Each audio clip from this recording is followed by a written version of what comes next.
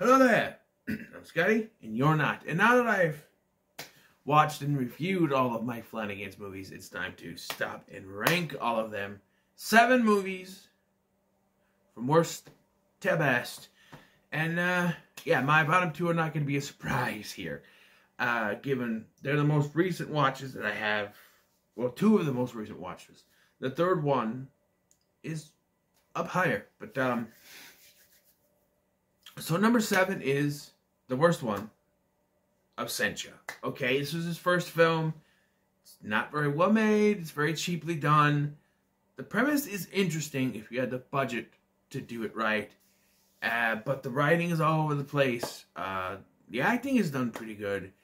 But it's like this creature gets away with it for reasons like no one believes the people who are saying what's going on, because the person saying it is a drug addict and they can't believe what they say. So this creature just gets away with it. And you wonder how long it's been doing it for over back 100 years from this point in time. And, you know, it's just, I don't know. It just doesn't work for me. Number 6 is Before I Wake. And this is another one where the premise was better than the execution. People coming back from the dead, this weird kid with weird powers. But again, much like with what's going on in Absentia, it's never really explained where this kid gets his power from. He just has it.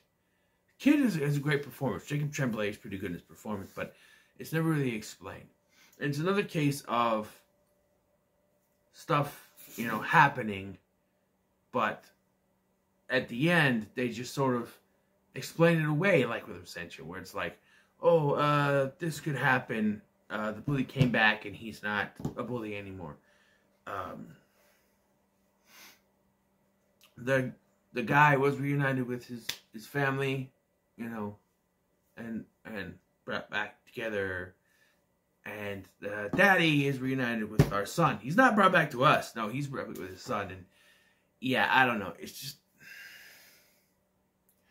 doesn't. It was okay until we get to the ending. Like, once they defeated, like, they solved this problem, everyone taken should have just come back. Because that would make a lot of sense. But they don't do that. What dead is dead, what's done is done, and now we got to deal with it. And they just sort of explain, oh, maybe this could have happened in another world or something. That just doesn't work for me. Number 5 is going to be Gerald's Game. Now, this is a Stephen King adaptation, so automatically, thumbs up for me. And I think it was very well done. From this point on, all these are great. I like all of these. And this is an adaptation that said they could never be done. It's unadaptable. It's unfilmable. It's you know, you couldn't do this. But it's done very well. You get Carla Gugino. You get Elliot from E.T. here. Pike from the J.J. Abrams Star Trek movies. Great cast. Great premise. The whole pedophile thing is very Stephen King. If you're reading his books, you know, with Beverly's dad and it and stuff. Yeah. But it works. And, you know, you think, oh, this whole movie is just going to be Carla Gugino strapped, just attached to a bed for the entire runtime. But they delve into backstory, and she sees hallucinations to help move the runtime along. And the only thing that I think doesn't work is that we didn't need to have the Midnight Man, or whatever he's called, explained. Let him be a mystery. We didn't need to explain him, oh, this guy just roams into people's houses. Let him be a mystery. Let him be this thing that she saw. We didn't need to have it explained.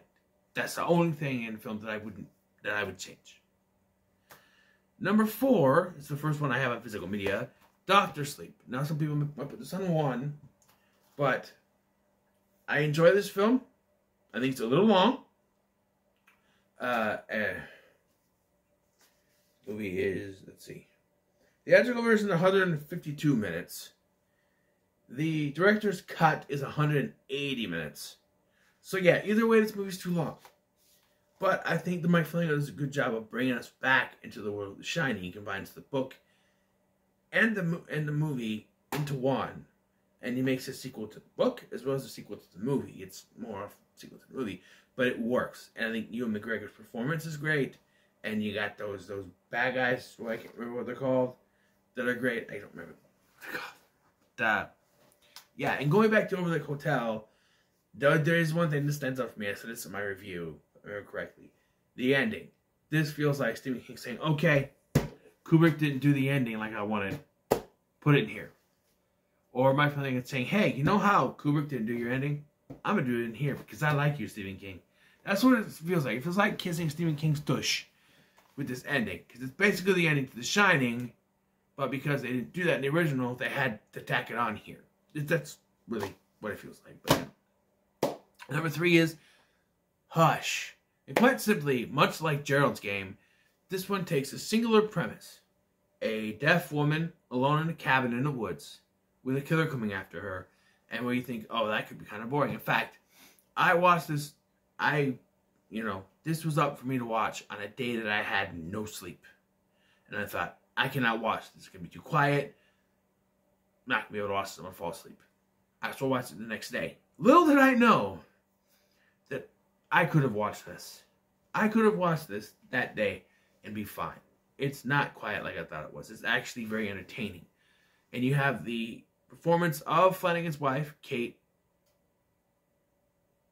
I forgot her name.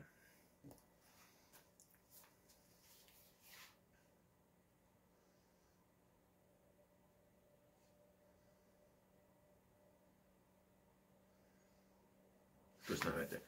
Kate, hold on. Kate Siegel. I didn't find it, I just remembered it.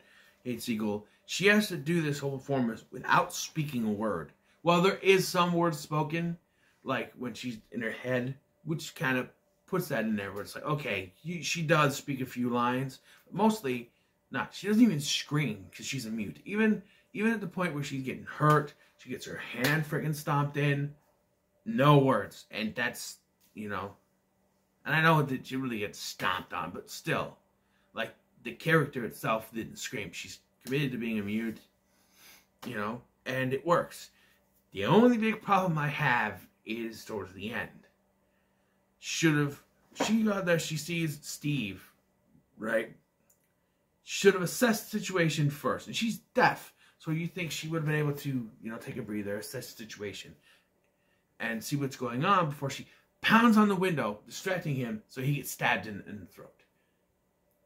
And then, when he does get stabbed in the throat and the guy's on top of him, and he's trying to choke out this guy, why doesn't she get in there and help him? She just stands there going. So the only problem with writing they had in this movie is that part. Is that the movie has to go a little bit more, so we have to have stupid characters in this moment.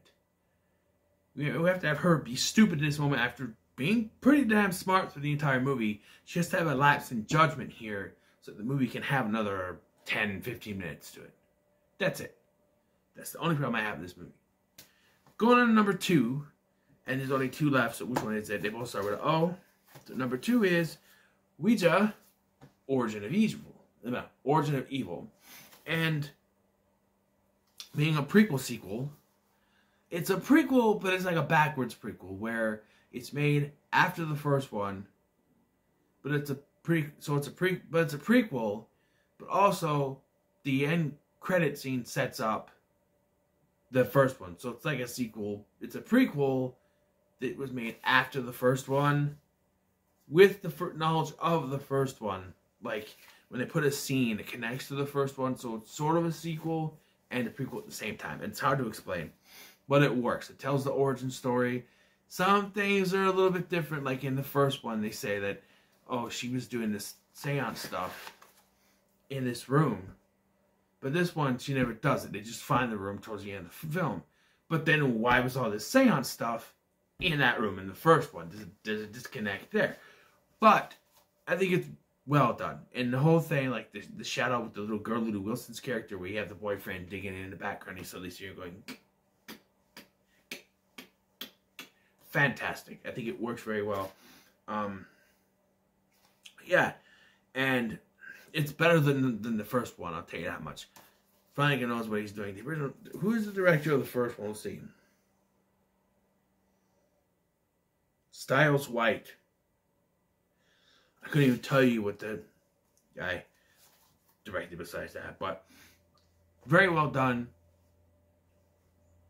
One of his best, but not the best. And I still stand up to this. This is when his movies started getting good. Although before I make the command to this, but number one is, and always will be, Oculus. I love this movie. It's almost perfect for me. And I think Mike Flanagan, it's not just because it's a WWE film, shut up. But I think Mike Flanagan does a very good job with this. It goes back and forth. What he did in this helped perfect this. Because it's that same kind of story going back and forth between past and present. And what he helped perfect in this made this thing perfect. And no, I didn't count the TV shows because I'd have to go on and watch Midnight Mass and then the Midnight Club, and I just not gonna do the TV shows. But the acting in this, the direction, the scares, just how it seamlessly goes from past to present and vice versa is fantastic in this.